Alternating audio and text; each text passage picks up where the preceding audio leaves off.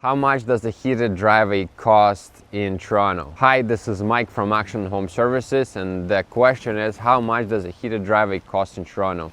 So as you can see here on this project, we have an electric heated driveway and electric heated porch. The way it works is the electric system would connect to your home panel, or in some cases we would have to have a separate panel specifically for the driveway, depending on if you want to have a glycol heated driveway or an electric heated driveway. Electric heated driveway range from $19 to $35 a square foot, whether glycol heated systems tend to cost $30 to $45 a square foot and usually used for larger surfaces. If you have been thinking about getting a heated driveway or a heated porch or a heated backyard for your house in Toronto, GTA, or any surrounding area, call Action Home Services. We'll come in, give you a free consultation, we'll take our measurements and tell you exactly how much your heated driveway would cost in Toronto.